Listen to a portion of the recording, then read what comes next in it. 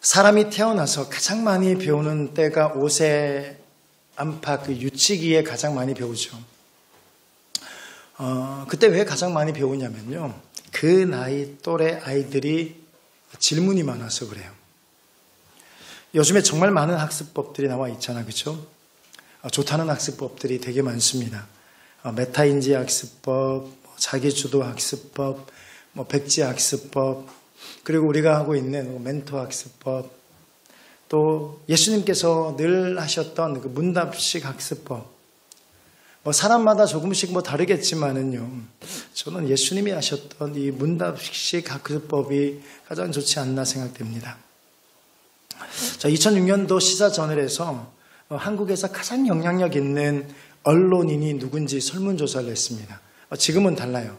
지금은 다른 분이신데 그때 2006년도에는 조사를 해보니까 전 MBC 아나운서였고 현재 JTBC 총괄 사장이신 손석희 씨가 1위를 차지했습니다. 근데 그 설문조사에서 1위를 차지했느냐 누가 했느냐가 중요한 것이 아니고요. 그분이 했던 말이 참 좋은 말이죠. 자, 그분에 대한 다른 사상이나 다른 걸 평가하자는 것이 아니고요. 그분이 했던 이야기를 이야기하는 겁니다. 자, 그분이 이렇게 이야기를 했습니다. 제가 한 것은 질문밖에 없습니다. 자, 근데 그 질문을 통해서 많은 국민들의 시선을 집중시키고 결과 최고의 영향력을 끼치는 언론인이 되죠. 자, 우리는 신앙생활 하면서도요, 늘 그런 질문을 해야 됩니다. 여러분, 좋은 질문을 하는 성도들은요, 신앙이 조금 힘들고 어려워서 조금 방황은 할 수는 있지만은 결국에는 견고한 믿음에 서게 되죠. 자, 그래서 우리는 자신에게 질문을 하는 인생을 사셔야 돼요. 하루에 자신에게 질문을 한 번도 하지 않고 살아간다는 건요, 불행한 인생이죠. 생각 없이 사는 사람이죠. 늘 질문을 해야 돼요. 자, 근데 어떤 질문을 해야 되는가가 더 중요하죠. 좋은 질문이 좋은 답이 나오거든요. 엉뚱한 질문, 엉뚱하게 질문을 하게 되면 엉뚱한 답이 나오게 됩니다. 어떤 질문을 해야 될까요? 나는 무엇을 보고 있는가에 대한 질문을 해야 돼요. 여러분 뭘 보고 계신가요? 사람은 무엇을 보느냐 하는 것은 그 인생을 좌우할 중요한 문제죠. 자, 이것을 가르쳐서 관점이라고 합니다. 그 사람의 세계관이죠. 자, 어떤 관점에서 보느냐가 중요하죠. 어떤 세계관으로 보느냐가 정말 중요하죠. 인간은 본대로, 경험한 대로, 이해한 대로 이 자신만의 세계관으로 살아가기 때문에 그렇습니다. 이 성경적 세계관, 믿음의 세계관으로 바라보느냐 아니면 세상적 세계관으로 바라보느냐가 삶의 행동을 바꾸어 놓죠. 본문의 이스라엘의 정탐꾼들도 두 종류의 관점을 가지고 있었습니다. 10명은요, 부정적인 관점이었고 2명은 긍정적인 관점이었습니다. 자, 10명의 정탐꾼들은 부정적인 관점을 가지고 있었기 때문에 가서 보니까요, 그들은 적과 꿀이 흐를 만큼 잘 살 뿐 아니라 잘 삽니다. 맞습니다. 그런데 굉장히 체구도 거대합니다. 힘도 굉장히 셉니다. 용맹스럽습니다. 성은 높아서 우리가 도저히 이길 수 없습니다. 자, 현실의 큰 것만 보이고 하나님의 크심을 보지 못했죠. 이런 부정적인 관점을 가지고 있었기 때문에 현실의 큰 것만 보이는 거예요. 현실의 문제만 보이고 하나님의 크심을 보지 못하고 하나님의 전능하심을 보지 못하는 거죠. 10명은 세상적인 세계관이었습니다. 2명은 믿음의 세계관이었죠. 세상적인 세계관을 가진 10명은요, 안 되는 환경만 보는 거죠. 그러나 믿음의 세계관을 가진 2명은 하나님의 전능하심을 바라보고 있는 것입니다. 자, 그래서 2명의 정탐꾼들은 믿음의 관점을 가졌기 때문에 이 2명은 누구신지는 우리가 너무나 잘 알죠.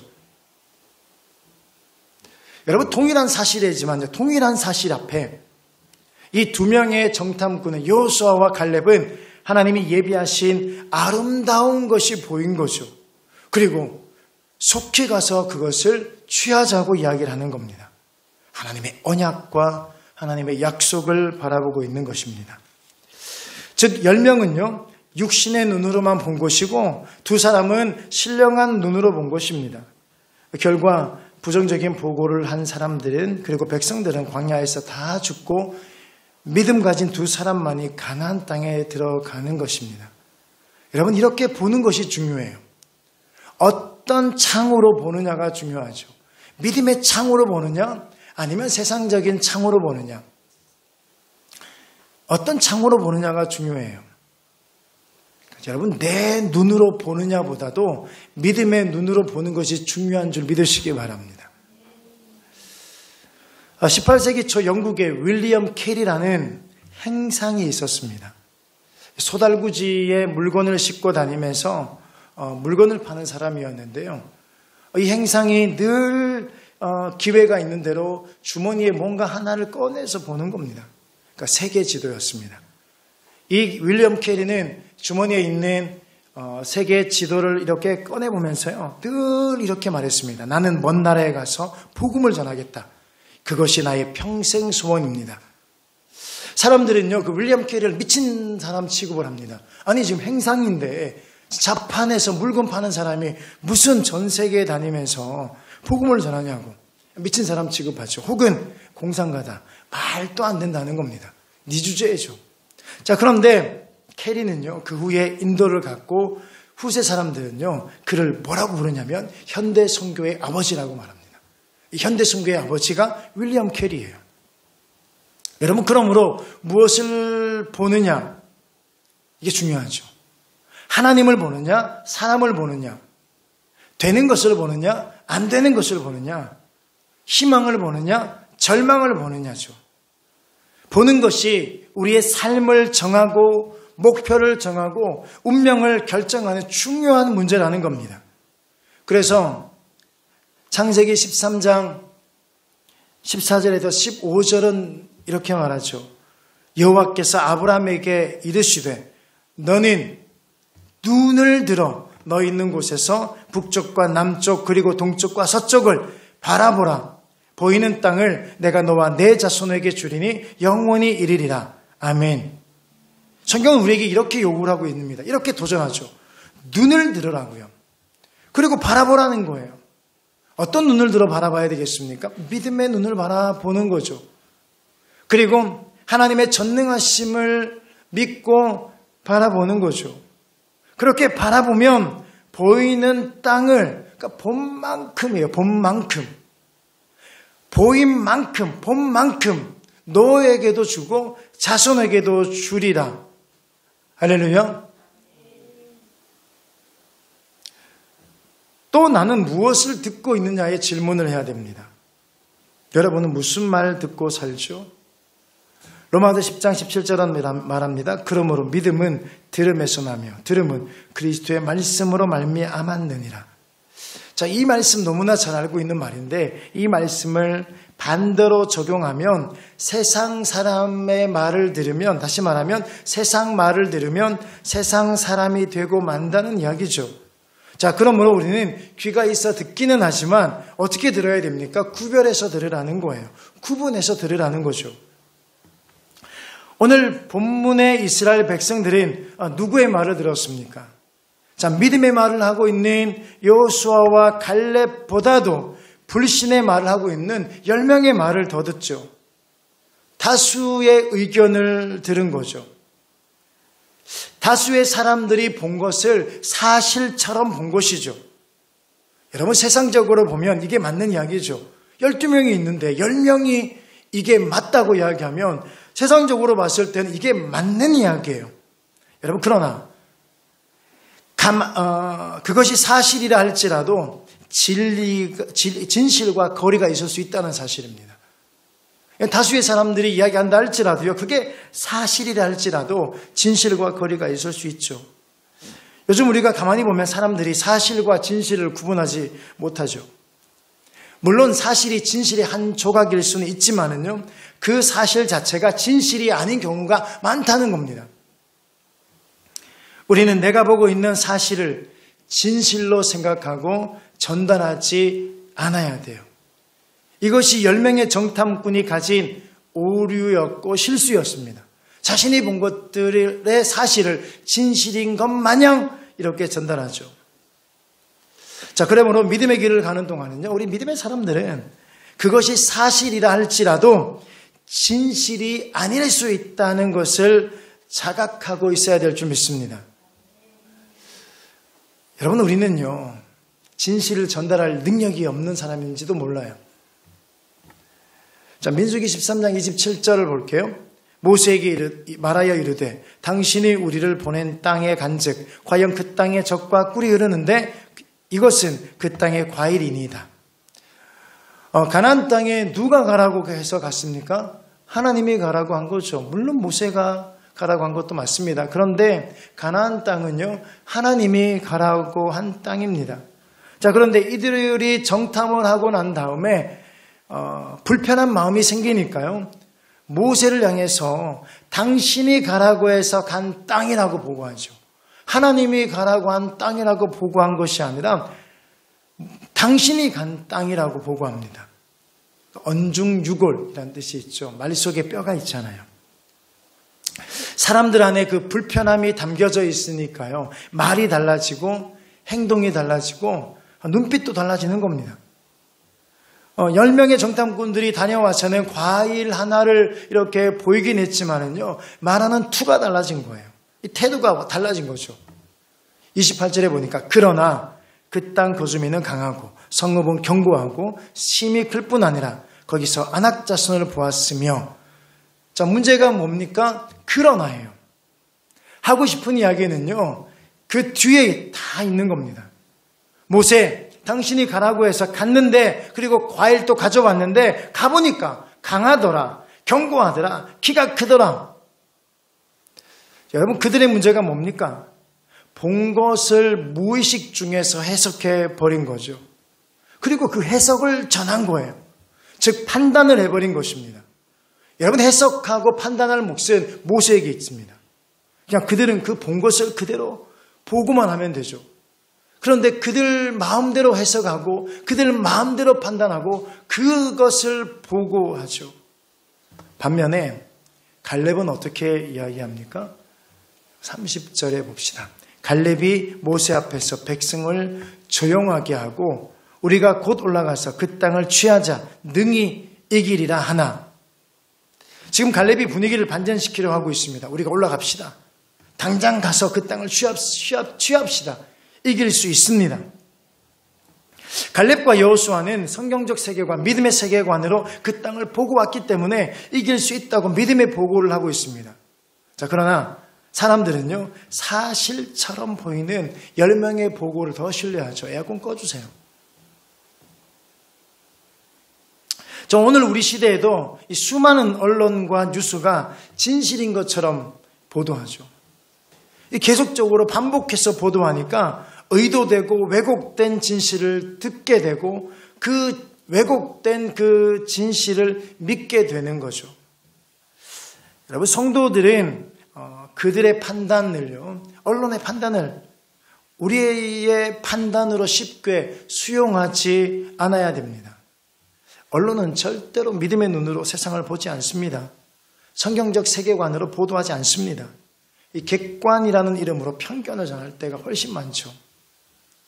여러분, 이 시대가 믿음의 사람들을 혼란스럽게 만들어 놓고 있는 시대라는 겁니다. 여러분, 그때도 그랬습니다. 10명의 리포터가 보고를 했기 때문에 백성들은 다수의 의견을 진리인 양 받아들였습니다.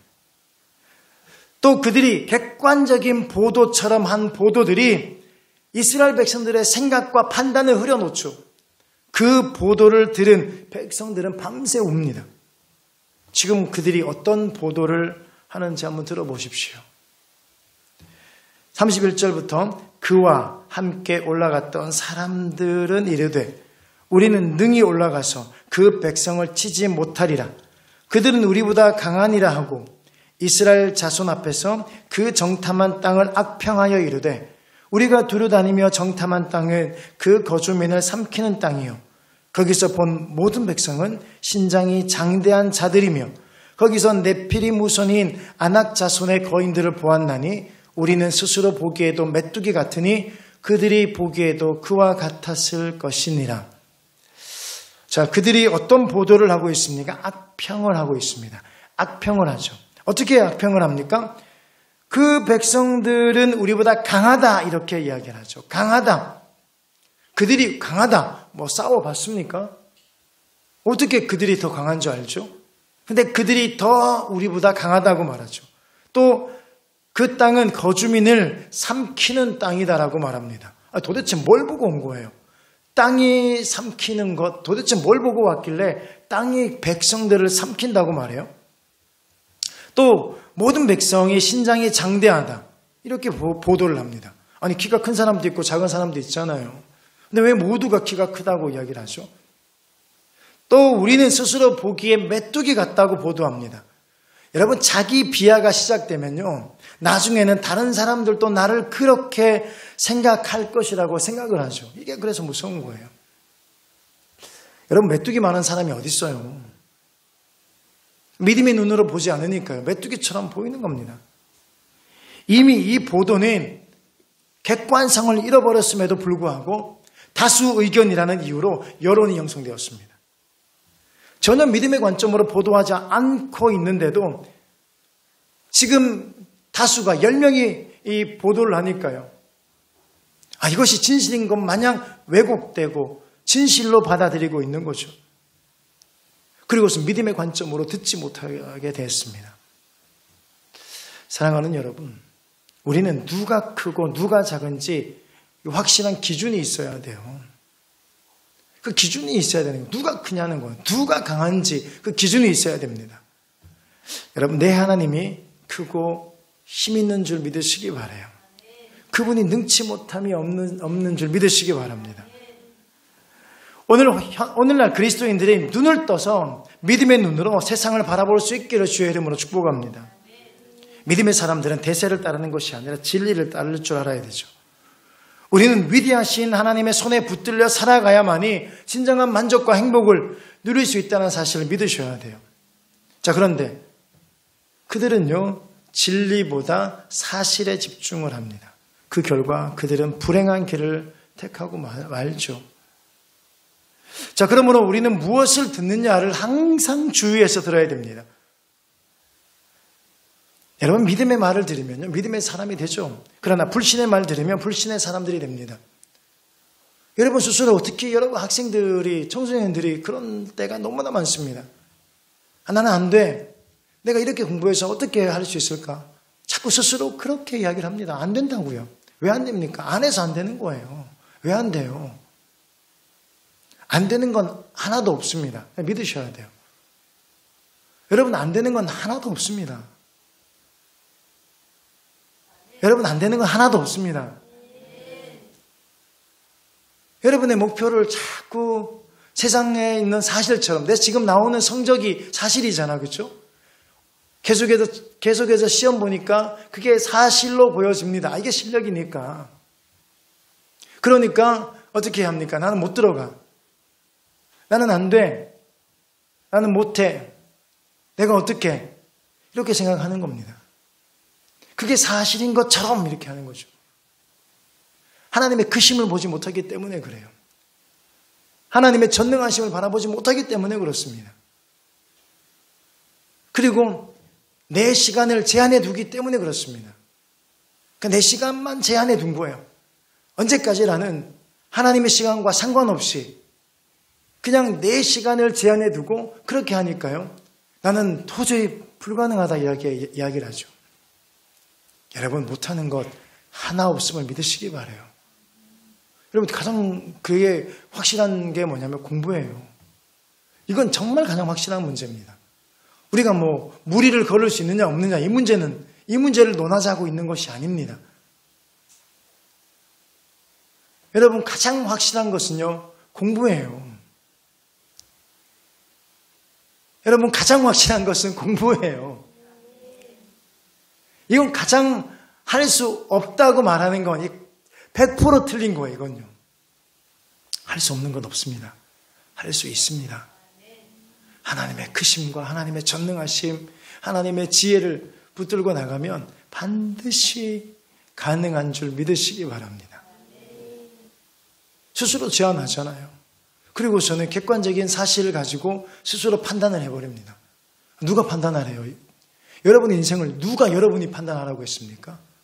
우리 인생을 누가 내 마음대로 판단하라고 했나요? 우리 인생은요, 하나님이 판단하는 인생인 줄 믿으시기 바랍니다. 그런데 내가 판단하고 그것이 사실인 것 마냥, 그것이 마치 진실인 것 마냥, 그것이 마치 진리인 것처럼 받아들이고 있죠.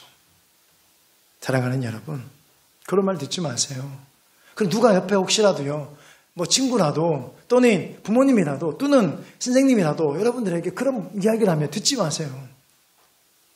성경이 뭐라고 이야기하는지, 하나님이 여러분의 가능성을 어떻게 평가하는지 그것을 듣는 거예요. 세상이 다 똑같습니다. 우리가 무엇을 듣느냐에 따라서 그죠? 그렇게 되는 거예요. 어느 시골에 그 사생아로 태어난 소년이 있었습니다. 사생아 어떤 아이인지 아시죠? 많은 사람들이 그 소년을 바라보면서 이렇게 수군거려요. 제 아빠는 도대체 누구지? 그렇게 손가락질합니다. 친구들도 가까이 지내지 않습니다. 왜냐하면 부모님들이 그랬겠죠. 쟤는 사생아다. 아빠가 누군지 몰라. 가까이 지내지 마. 이 소년은요, 학교에서도 이렇게 따돌림을 당했습니다. 너무 외롭게 살아가죠. 그리고 자신이 사생아라는 사실이 너무나 부끄러웠습니다. 그러던 그 소년이 교회를 다니기 시작했는데요. 이 교회에서도 늘 그게 이렇게 드러날까 싶어서 이게 불안한 거예요. 교회 사람들은 그가 사생한지 모르는데 교회에서 사람들이 내가 사생한지 알까 싶어서 늘 불안해서 숨어 다녔습니다. 그런데 어느 날 그 소년의 어깨를 이렇게 탁 잡으면서요. 너 누구 아들이야? 이런 소리가 들리는 거예요. 얼마나 놀랐겠습니까? 이 소년이 가장 힘든 소리가 넌 누구 아들이니? 이거잖아요. 돌아보니까 목사님이셨어요. 목사님께서는 부임하셔서 이 교회의 성도들을 아직 파악하지 못하셔가지고 그 소년의 어깨를 손을 대면서 넌 누구 아들이니? 이렇게 물어본 거예요. 이 소년은요, 이제 큰일 났구나, 탈로 나게 생겼구나, 긴장하고 있는데요.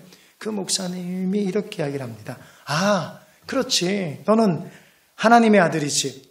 하나님 아버지 닮았구나. 라고 이러면서 어깨를 이렇게 두드려주고 이렇게 가셨대요. 그 말이 그 소년을 변화시키기 시작했습니다. 그 인생이 달라지기 시작했습니다. 그래서 그는 미국 테네시 주에서 주지사를 2번이나 하고요. 그 사회와 교회에 큰 업적을 남긴 사람이 되었습니다. 그 소년의 이름은 벤 후퍼예요. 여러분, 그는 사생아라는 소리를 물리치고 하나님의 아들이라는 소리를 붙들은 거죠. 여러분은 어떤 말을 듣고 계신가요? 여러분, 세상에서 말하고 있는 마치 많은 사람들이 사실 그리고 진실인 것처럼 보도하고 있는 그 소리에 귀를 기울이고 계신가요? 아니면 하나님이 여러분에게 하신 말씀에 귀를 기울이고 계신가요? 여러분, 세상의 소리가 아니라 사람들의 소리가 아니라 하나님의 소리에 집중하시길 주님의 이름으로 축복합니다. 그리고 나는 어디로 가고 있는가를 질문해야 되죠. 여러분, 어디로 가고 계신가요? 열명의 정탐꾼의 말을 들은 이스라엘 백성들은 우왕좌왕하게 됐습니다. 여러분, 이게 문제예요. 여러분, 잘못된 본 것이, 그리고 그것이 사실인 것처럼, 그리고 진실인 것처럼 이렇게 보고가 되고 들리기 시작하니까요. 그 다음에 생긴 문제가 어떤 문제가 생기냐면 목적지를 잃어버립니다. 방향을 잃어버리죠. 여러분, 그게 문제, 이게 중요한 거 아닌가요? 세상의 소리를 듣고 이 잘못된 소리를 듣게 되면요, 그때부터 방향을 잃어버리는 거예요. 목적을 상실해버립니다. 여러분, 이스라엘 백성들이 광야에 나온 목적은 단 하나입니다. 약속의 땅, 가나안 땅에 들어가기 위해서죠. 그런데 중간에 그 목표가 지금 상실되어 버리죠. 아니, 가나안 땅에 들어가야 되는데요.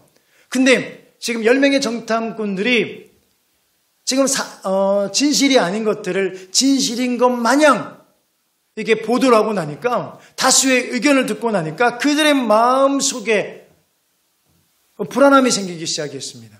두려움이 생기기 시작했습니다. 공포가 생기기 시작하죠. 그리고 목표를 상실했습니다. 방향을 잃어버렸습니다. 그리고 애굽으로 돌아가자 이렇게 외치죠. 여러분, 하나님이 제일 싫어하는 소리가 그거예요. 애굽으로 돌아가자.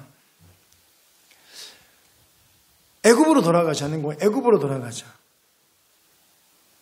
여러분, 애굽이 아니라 여호와께 돌아가야 될 줄 믿습니다. 여러분들의 인생의 목표가 있나요? 목적지가 뚜렷하고 나아갈 분명한 방향이 있습니까? 많은 사람들에게 이걸 물어보면 몰라요. 어디서 와서 무엇을 위해 살고 어디로 가는지 모르는 사람들이 있죠. 여러분, 많은 사람들이 있잖아요. 내 눈앞에 보이는 경유지를 목적지라 착각하며 살아갑니다. 여러분, 거기가 종착지가 아니에요. 그냥 여러분들, 우리 청소년들은요, 마치 대학이 그게 목적지라고 착각하며 살아갑니다. 어떤 직장을 구하고 되면 그 직장이 목적지라고 착각하며 살아가죠. 여러분, 대학은요, 경유지예요. 거쳐가는 겁니다. 직장 경유지입니다. 그리고 우리가 많은 목표가 세운 것들은요, 다 그건요, 경유지죠. 그러다 보니까요, 그것이 마치 목적지인 것처럼 내 눈앞에 보이는 1년 뒤에 보이는, 또는 5년 뒤에 보이는, 10년 뒤에 보이는 그것이 목적지라고 착각을 하니까요, 목표를 잃어버리는 겁니다. 방향을 잃어버리는 거죠. 그래서 바람 부는 대로, 물결 치는 대로 시대의 조류를 따라 살아갑니다. 그 시대가 이게 좋다고 하면요, 그걸 하는 거예요. 저게 좋다고 하면 더 그거 따라가는 겁니다. 사람들이 그렇게 살면요, 그것이 유행이고 대세가 되어서 그것을 따라가죠. 그거 못 따라가면 실패하고 나고 왔다고 착각하며 살아갑니다. 여러분, 인생은요, 우리 인생은 그렇지 않습니다. 우리 인생은요, 목적지가 분명한 인생인 줄 믿으시기 바라요. 하나님의 영광을 위해 살다가 천국이라는 분명한 목적지를 향해 달리고 있는 믿음의 사람들임을 믿으시기 바랍니다. 하나님의 영광이라면, 여러분, 뭐가 그게 중요해요. 하나님의 영광 위에 산다고 하면요, 비록 1년 뒤에, 5년 뒤에, 10년 뒤에 어떤 결과가 있다 할지라도 하나님의 영광을 위해 살아간다면요,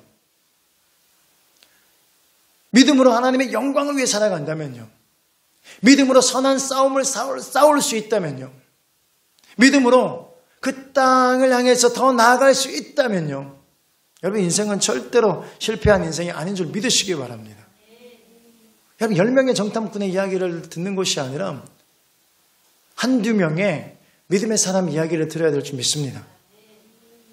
그 이야기가 없다 하면요, 성경이 뭐라고 이야기하는지를 분명하게 듣는 여러분 되시기 바랍니다.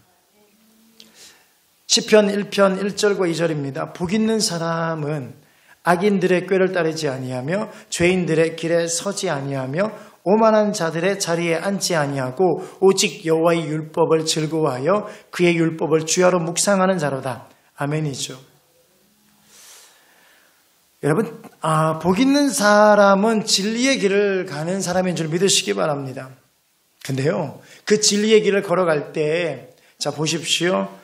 복 있는 사람은, 근데 그 진리의 길을 걸어가는 사람은요, 그 뒤에를 보니까 악인들, 그 다음에 죄인들, 오만한 자들, 이렇습니다. 여러분, 원래 그렇습니다. 악인들과 죄인과 오만한 자들은요, 다수예요. 그 길을 가지 아니하고 소명의 길을 걸어가는 사람들은요, 그 복 있는 사람들은요, 원래가 소수입니다. 여러분, 그 길 걸어가는 인생 되길 바라요. 소명의 길을 걸어가는 인생 되시기 바랍니다. 악인의 길을 따라가지 아니하고 죄인의 길에 따라가지 아니하고 오만한 자들의 길을 따라가지 않는 여러분 되시길 주님의 이름으로 축복합니다. 다수를 따라가는 사람들이 그리스도인이 아닙니다. 우리는 진리를 따르는 사람들이죠. 여러분 힘들다 할지라도요, 어렵다 할지라도 우리는 진리만을 따라야 될 줄 믿습니다. 어디로 가고 있냐가 중요하다는 거예요. 여러분 다수가 애굽으로 돌아가면 애굽으로 돌아가시겠습니까? 여러분 소수라도 가나안 땅으로 우리는 발걸음을 내디뎌야 될 줄 믿습니다. 하나님은 아담에게 질문을 합니다. 내가 어디 있느냐? 예수님께서도 제자들에게 질문하죠. 너희는 나를 누구라고 하느냐? 여러분 우리는 우리 스스로에게 질문하는 인생이 되시길 주님의 이름으로 축복합니다. 매일의 질문, 매일 똑같은 질문이라도 반복했으면 좋겠습니다. 나는 무엇을 보는가? 뭘 보고 있냐는 뭘 보고 있냐? 그리고 나는 무엇을 듣고 있는가? 지금 오늘 나는 뭘 듣고 있는지, 그리고 나는 지금 어디로 가고 있는지, 여러분 이 질문을 할 수 있기를 원해요. 여러분 이 질문이 우리의 인생의 운명을 좌우하는 중요한 질문인 줄 믿습니다. 우리는 하나님을 보고 하나님의 말씀을 듣고 하나님께로 가는 그런 인생 사시길 주님의 이름으로 축복합니다. 여러분 한 주를 믿음의 눈을 뜨고 세상을 살아가십시다. 제발 그죠? 이 믿음의 눈을 뜨고 세상을 바라보십시오. 믿음의 관점으로 세상을 바라보십시오. 성경적 세계관으로 여러분의 인생을 바라보십시오. 우리 환경을 바라보십시다. 그리고서는 그 관점으로 환경을 평가했으면 좋겠습니다. 그 관점으로 사람을 평가했으면 좋겠습니다. 여러분 믿음의 세계관으로 세상을 살아가는, 그리고 정말 질문하며 살아가는 여러분 되시길 주님의 이름으로 축복합니다.